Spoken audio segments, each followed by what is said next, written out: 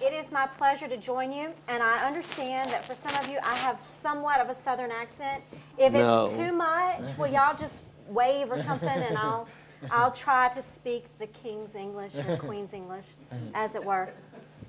I have to tell you, though, as one of those old campaign managers from the 90s, and thank you for saying you were born in '63, God bless you. It's great to be here to talk about these new tools because we were back in that era when CompuServe and AOL were like the hot new things, and the internet was all about having a telephone line. And we were daring not only to use 1-800 numbers, but we were throwing up websites to see what we would get. And at night, when we were leaving the campaign headquarters, we were unplugging the phone cord to keep people from hacking in through our phone lines. Anybody else remember that stuff? No idea.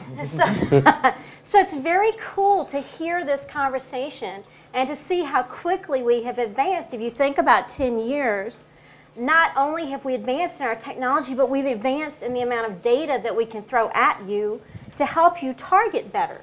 So that's very cool and very exciting. For me, looking at my old home state of Louisiana and seeing the number jump from 7,000 to 41,000 is just amazing. Just amazing. So as we throw all these numbers at you, please don't glaze over, okay? We'll try to move quickly through them, and then if you have questions that are general in nature, we'll try to answer them later on. Fair enough? Yeah. I do have a bit of an advantage because women make up 52% of our population now. Go girl power, okay? 52%. That's amazing. And what we're seeing is that women are actually voting in numbers that exceed their proportionate representation in the general population. Women are voting at 60% plus. And this year that number, when we look back, is going to be much higher than that. There were some estimates in the fall, courtesy of some of our friendly pollsters, who put that number as high as 90%. Can you imagine what would happen if 90% of women who are registered to vote actually go vote? Wouldn't that be powerful? Hello? Anybody there? Okay. It's still sinking in. We're going to have to work on these folks. And y'all will have to forgive me because I get a little excited about this stuff. So maybe I'll wake you up if I dance or something. I don't know. We know beyond a shadow of a doubt, though, that women, if you will go to the second slide. Do I have it? Oh, yeah, I can use this one now? And it's backwards, so that moves forward. It's backwards, so the one that pushes it backwards moves it forward. Yep. Maybe. Or not. Travis, just be yeah. Huh. There you go. Uh-oh. No. Okay, well, you know what? I can talk without it. Imagine that. Okay. From when we didn't have those things, right? Yeah. It'll come back. Here we are. It's coming back. Travis. Does this count against my time? No. Okay, just checking. We could talk SEC football if y'all want to do something different for a little. Here we go. Yeah. Women are going to determine the outcome. It's the right one now. Okay. Women are going to influence the outcome of the 2008 election. It's just going to happen. And so far, they've been a big influence in the primary elections. I don't think anybody here would disagree with that. But it's interesting to see what women have on their minds these days. And guess what? It's the economy, stupid. It's all about what they're having to pay for basic stuff, not only to take care of themselves, but to take care of whoever they're responsible for taking care of, whether that's children or husbands or, you know, older parents even. They see the bills and they're seeing the price of milk go up. Quick digression, we've had a focus group recently where some women referred to the high price of milk as a milk tax. Imagine how much it must cost these days. See, I get a buy here because my child's in college. How much does it take to buy 3 gallons of milk for 3 teenage boys that they're going to go through in about 3 hours? Imagine. They are very tuned in to what's happening. So, everybody knows. I love this. If the Republicans can win the men by more than they lose the women, they win. If Democrats win women by more than they lose men, we win. Pretty simple, right? I can do that math, and I'm an English major. Over the last 2 presidential cycles, women have thrown their support behind the Democrat. No big surprise there. Not telling you anything. What'd I do? Okay. Technology. 2 of the 3 elections, men voted Republican. And again, all these numbers will be on the website, so don't stress. Interestingly enough, take a look at the marriage gap too when you have time. We're seeing some interesting trends between unmarried and married voters happening as well, where unmarried Americans are tending to fall out on the Democratic side of things. And guess what women want? Something different. What we've got isn't working. Let's try something new. We want change. Our country is badly off track when you've got 6 out of every 10 women saying, we're going in the wrong direction, guys. Get a map. Stop and ask for directions. Let's go somewhere else. That wasn't a dig, was it? Okay. While men and women are both pretty critical of Congress, we're seeing women be kinder to our congressional leadership and our congressional representation. But the gap in support, I didn't do that. The gap in support is clearly evident. Okay, where was I? You're so good, thank you. We call him Travis. Hi, Travis. Hi. Everybody thank Travis. Okay. And now you're waking up. See, this is fun. Okay, so unmarried women give really negative ratings to both Democrats and Republicans, but they are a little bit happier with the Democrats. No surprise there. When you pit a generic Democrat against a generic Republican, women like the Democrats by a pretty sizable margin there. I'll take a 20-point race. Anybody want that bet?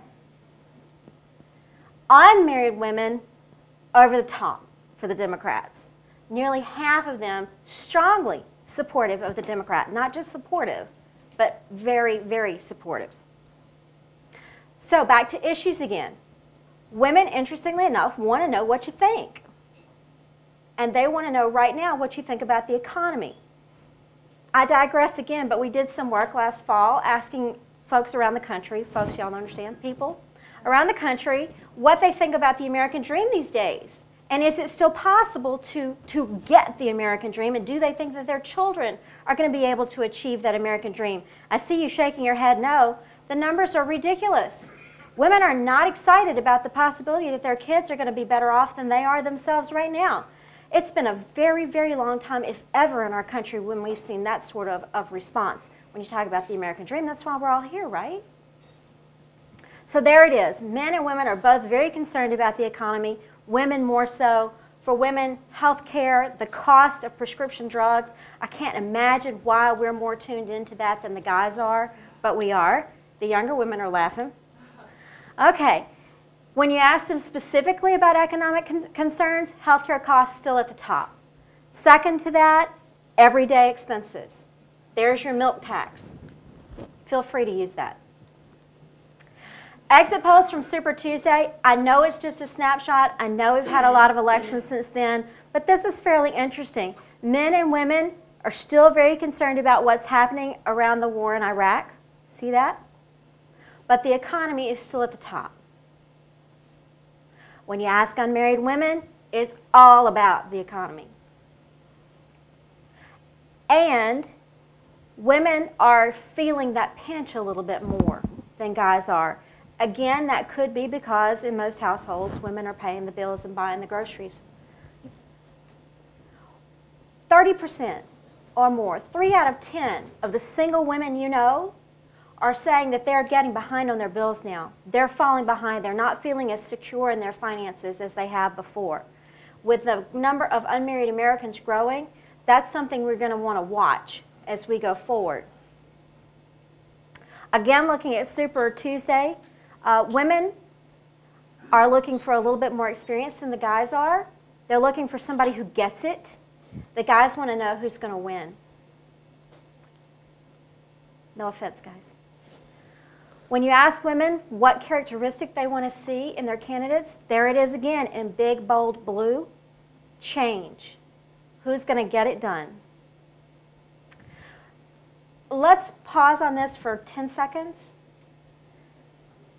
Despite all of the punditry we've had about whether women are going to vote for women or whether minority voters will vote for the minority candidates, when you ask women, are you voting race or gender?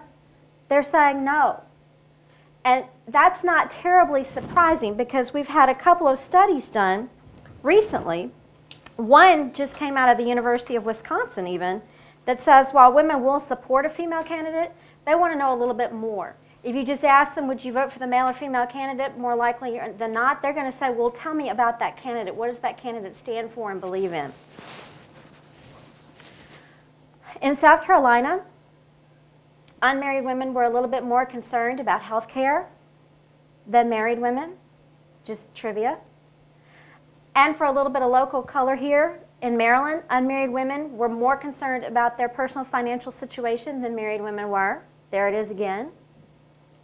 In Virginia, unmarried women more concerned about a candidate who's going to create change than their married counterparts.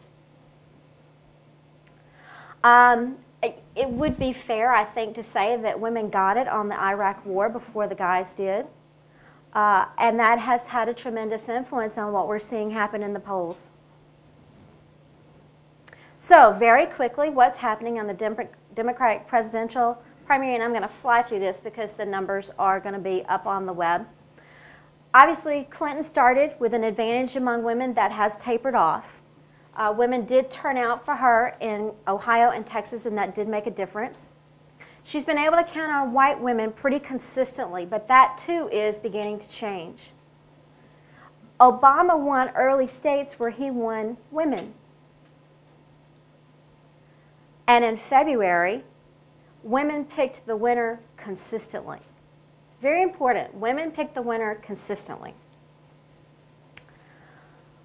In states where Clinton was not able to connect with the men, she made up some of that disadvantage by connecting with the women. Let's look at the most recent ones. Women delivered for Clinton in Pennsylvania and Indiana, but Obama won women in North Carolina. Women's support for either candidate in a general election matchup, it's pretty even. But at this point, Barack Obama does a little bit better than Hillary Clinton does. That's pretty much it for me. Suffice it to say that the women's voice is being heard loud and clear. That's been a trend over the last 3 or 4 election cycles. I don't see any stopping after the 2008 presidential, and we'll be happy to answer questions after that. There you go.